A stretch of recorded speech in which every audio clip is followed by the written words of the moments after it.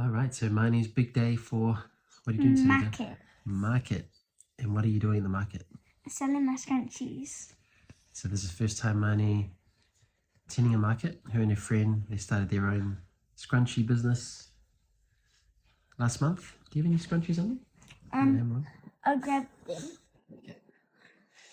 And so today they're off to a market just a bit out of town where they'll be able to set up stall and sell their goods, which is very exciting because this is going to teach her a lot of skills, communicating to potential customers, also wisdom on how to do all of that, setting up stalls. And so there's some of your scrunchies. Yeah, I got thousands more in our big box that we have, and my friend Tilly, she has some more at her house that she made.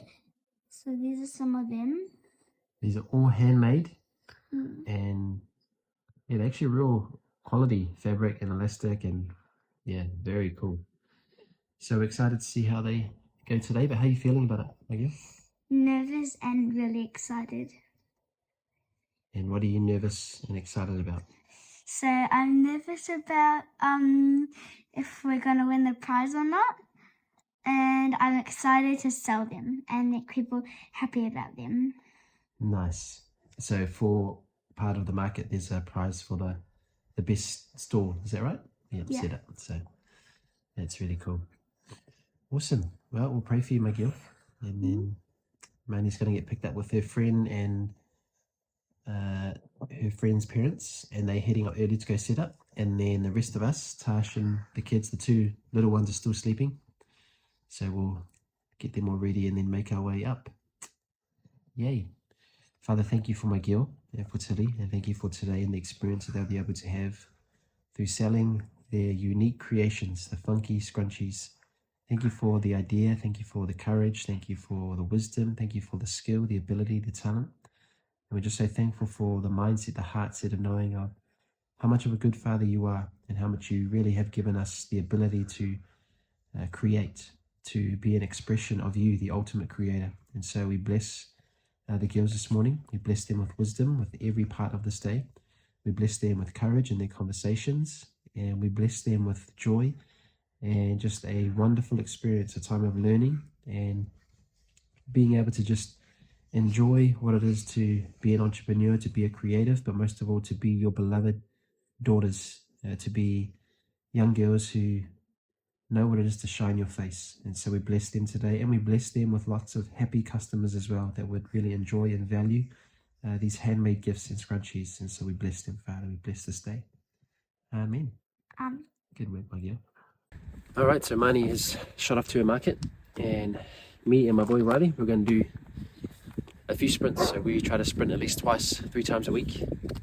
I call sprinting the fountain of youth because it keeps you mobile, keeps you agile, and it keeps your body moving in the way that you would live. So, ready, my boy?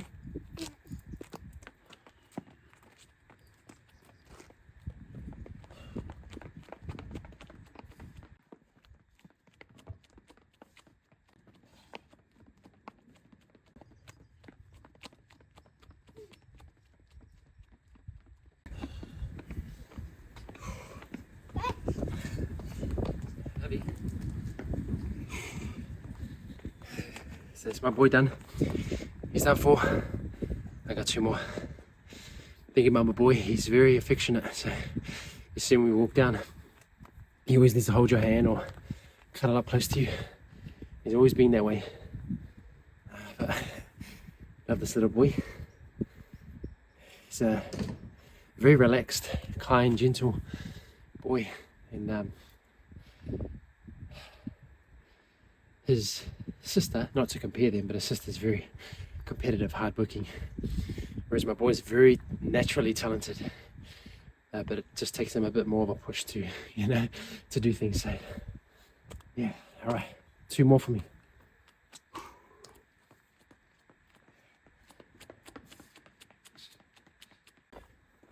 One more to go.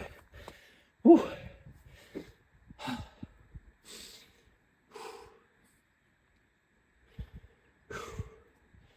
One of the great things about this kind of stuff is the example and the modeling that you have for your kids. And many times kids will follow your example more than your advice. And so it's been a real challenge in a good way for Tash and I to be the example, to be the model of what it is to take care of your body, to take care of your health, to be healthy as an individual, as a husband and wife, mum and dad, as a man, as a woman of God, son, daughter of God, and what it is to just live this life of faith with Jesus in a way that is honorable, honest, sincere, pure, real, the good, bad, the ugly. What it is to just live this life and enjoy the gift of life that we've been given. So we get to be the example for our kids. All right, last one. Let's go.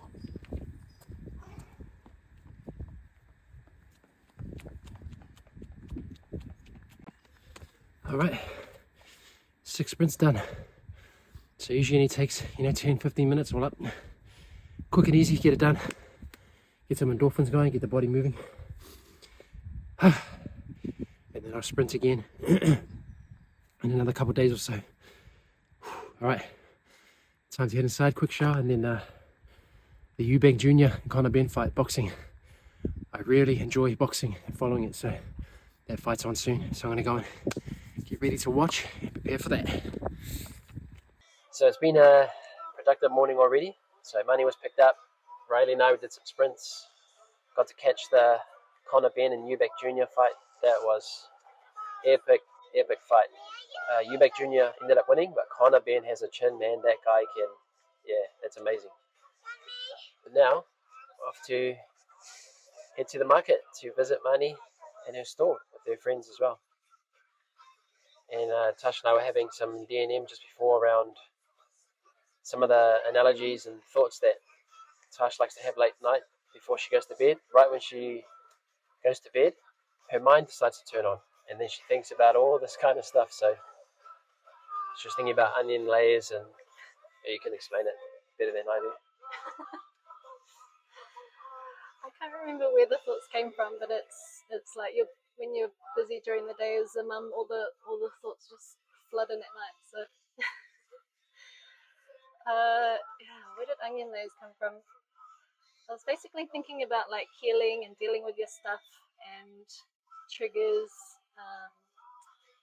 and how like I have to go like this when I'm talking about the onion layers.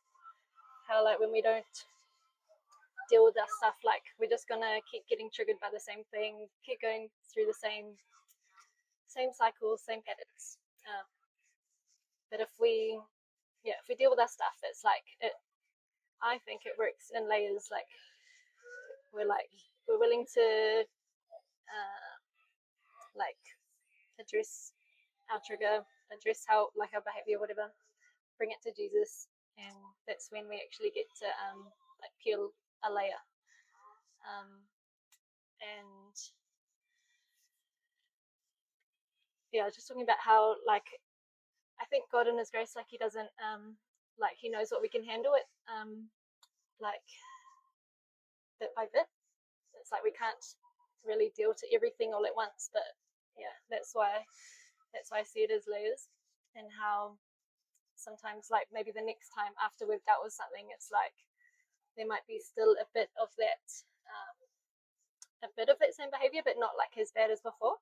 And it's like, okay, I'm actually maturing in this. It doesn't mean I've like perfected it, but I can see that I'm actually dealing with this better than I did before, and but with what's been brought up now, like now I can deal to that layer.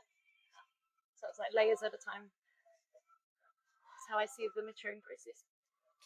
We've worked with so many different kinds of people, even couples over the years, and there's something that we often see, and we've had to work it out in our own marriage as well, just dealing to the junk in the trunk that we like to call it.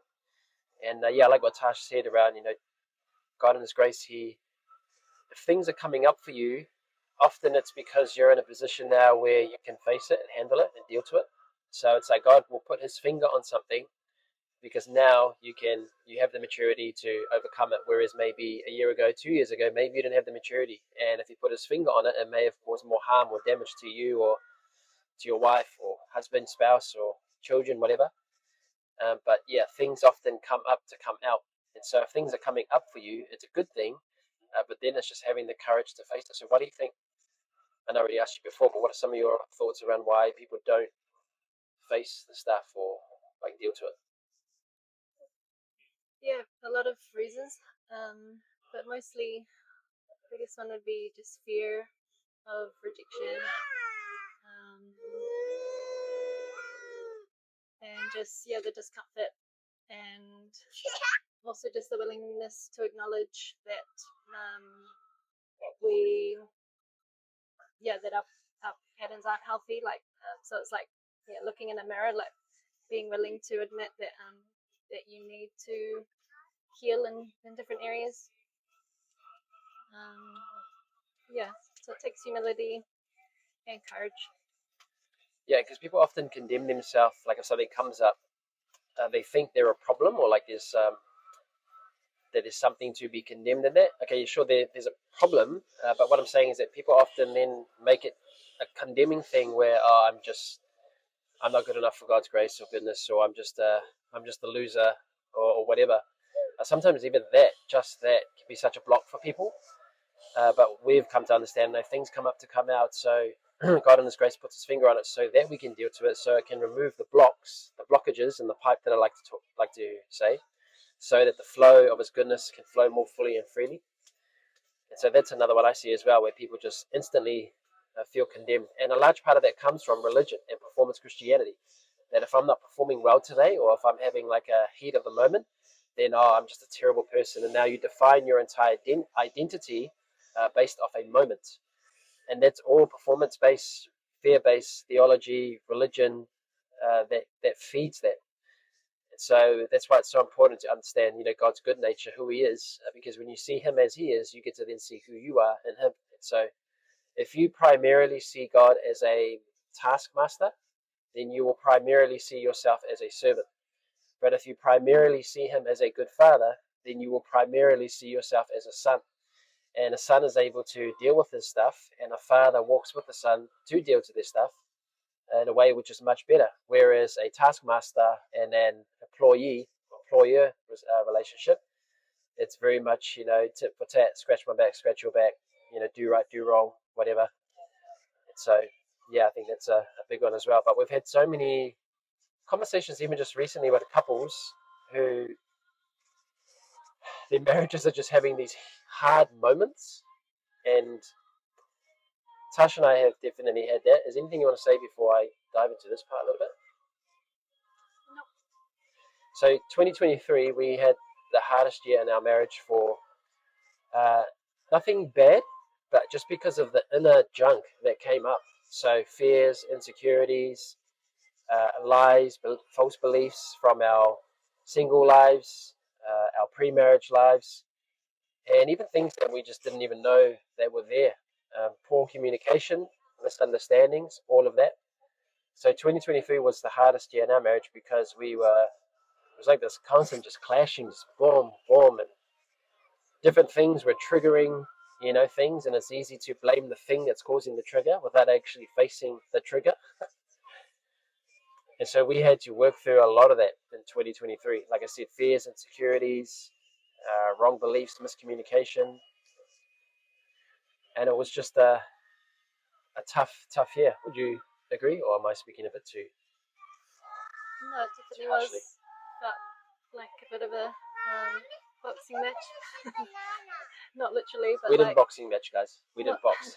Not literally, but like after kind of going through that year, it just felt like a bit like we were just a bit tired. Like we'd gone through kind of a mental boxing match. Yeah, and emotional, yeah. And one of the things that was highlighted for us is just how different we can be in terms of movement. So movement through life or through whatever. So speaking simply, I'm very much like a go guy. Like I like to take risk. I like to take action. I like to step out and just do things. Tasha's as well, but I'm more wired that way. Whereas Tash would be the more reserved. if I speak poetically, I'm the go, go, go, where she is the more slow or no. Like she'll just take your time to think a bit more deeply about that kind of stuff. Am I saying that right? Okay. Like I'm not saying you're not only that. I'm just trying to paint a picture. Um, yeah, I guess like depends on the situation as well. But Yeah. in that year where we were having a hard year, it was like you were feeling agitated that we were stuck in a certain situation, and I like didn't I wanted to kind of I didn't really know the way to move forward, and it was keeping us stuck as well. So I'm basically pulling, and Tasha's pulling the other way, or we're both at opposite ends. And so what we had to learn, the most important thing is that you move as one. So what that often looks like is that you, instead of trying to move your own ways, move towards each other and then move as one, whatever that looks like. So for me, that meant slowing down and going and meeting Tash where she was. It also meant for Tash, her stepping up and coming and meeting me where I was. And so the most important thing was to move towards each other first, and then from that place, you're able to move as one. And regardless of the pace, it no longer mattered because you were moving as one. And the moment we started moving as one, it was like things would just fall into place almost like effortlessly, like way easier than if we just continued in the way that we were trying to do things. And so that'd probably be why one of the biggest pieces of advice for couples is how important it is to move as one, irrespective of the speed. So one of you may be the real go-getter, and one of you may be more of the thinker, or you like to just consider all things first. And yep, you know. Esther. I just wanted to say, just getting tired, ready for a nap. I just wanted to say that the process of becoming one, like moving as one, was basically choosing to love and understand each other. Like the only way that we were able to meet as one was to like hear each other out and like hear why we like were feeling the way that we're feeling, like struggling with what was going on at the time. So yeah, it took like being willing to understand each other, like where each of us are coming from. Like choose each other, choose to even in our differences, choose to love each other. Like choose to put our marriage above like necessarily agreeing on everything. Commitment over agreement. And yeah, like that's what I see is like what enabled us to come together as one. Because there was like the reason for the teaching was there was like a lot of misunderstanding and teaching because of that. And but also fear, like there was like for part of the situation we were in, without going into context, but some of the reason why we're still stuck in it is because of some of the fears that Tash had of laying that situation down, or moving past that situation. And so it was just a whole lot of stuff that just came up for both of us. But yeah, like what Tash said, is that you choose to love each other in that, even in the disagreement, just choosing to commit to your marriage, to your family, and just walking with God through it all too. And because one of my things is that if I feel upset, or if I feel like emotional about something, I often shut down. So I just go into this and I don't talk, because I'm very much an internal processor. So I think very deeply about things, and I will mull and sit on things for long, and I won't talk, I won't communicate. And that was a weakness for me, which affected our marriage, because Tash would be wanting to talk and wanting to hear and understand, but I just wouldn't. Well, I didn't feel comfortable to open up and share whatever. And so then that went back to just even my own stuff in my own life, where speaking up in the past would be like punished, or something. Would be like met with resistance. So then I just built this pattern in me that, okay, when things go wrong, I don't talk because it gets met with punishment. So instead, I just shut down. So all this stuff, you just have to clear out the junk in the trunk, we say. So, yeah. But in saying that, anything on 2023 you want to add to before we get to the good stuff? That's the main part. Yeah. So 2023, hardest year in our marriage. Not because of anything bad, just because of the inner work, junk in the trunk that we had to deal to and face. But the goodness of 2024 was epic. So the way that we like to explain it is that there's a pipe of God's goodness of flowing towards you. So Psalms 23:6 says the goodness of God will pursue you all the days of your life. So not some days, all days.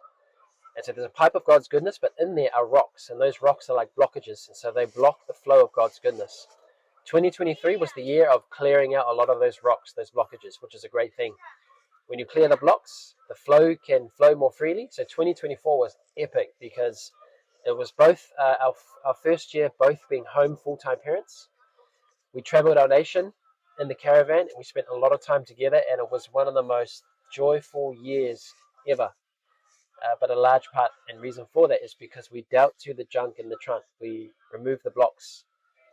And so we learned from there that it's so vital and important not just to deal with your junk, not because of the healing and the freedom that it brings in you and in the marriage, but also because of the goodness that flows after that. So God's goodness is always pursuing us, but our own junk, the areas of our soul wounds, soul blocks, they get in the way and hinder that. And so that was an epic year, 2024. Yeah? Would you say it that way? Yeah, like not just dealing with stuff together as well, but like taking responsibility for our own stuff with God as well. Something like a personal responsibility that has like enabled us not to have the same triggers and things that we used to as well. Responsibility is such a big conversation, eh? Like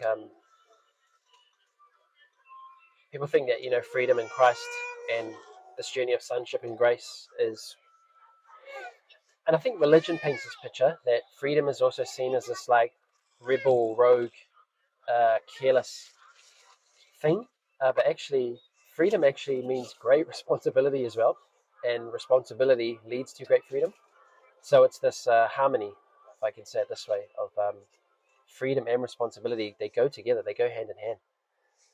And I like what you said there, responsibility. And I think that's a large reason why people still get stuck in their stuff, because they're not willing to take responsibility. Many times we can end up shadow boxing the devil for areas that are actually to do with our soul. And so we end up fighting the enemy when it's actually to do with the enemy. And so the areas of your soul, the lies, the false beliefs, the hurts, the trauma, the triggers, like that's the stuff we have to be willing to take responsibility to face and to deal to in order to get free. So yeah, once you do, the goodness flows. Sounds like a cliche, I know, but it's helped having Jesus as the example, like he was able to lay down his any offense, like he had every reason to be offended, whatever. But yeah, having him as an example like that, he's dealt with it all, has definitely helped. And this is why, guys, I'm always going on about we must see the Father through the nature of Jesus. Jesus is the perfect and exact representation of the Father. Once you see him as he truly is, you see everything else as it truly is. And I know I sound like a broken record every time I say it, but I cannot emphasize enough. You get that right if you just see everything through the lens of Christ. How did he live life? How did he deal with different situations? That unlocks everything else. And the goodness becomes, wow, just abundance and overflow. And it's such a joy. So, yeah, good word. That's good word, Tash. Made it to the markets. So we have arrived at the markets now. So we're going to find a park. So there's a park right here. And go see our little girl. So bless you. See if you can and we will talk soon. So market is all done. Mm-hmm. It was a good few hours. So explain, my girl, how did you find it? It was really fun, and we sold I would say about like 20 scrunchies. Nice. Yeah, all 30 I would say, 30. Nice. Like, yeah, around the 20s. And how was the experience though? It was fun, but I was sad that we didn't win. The people that were selling crystals won. Nice. That's good. You celebrate for them, right? Yeah, good job. So, that's us for the day. Signing out. Love you and leave you.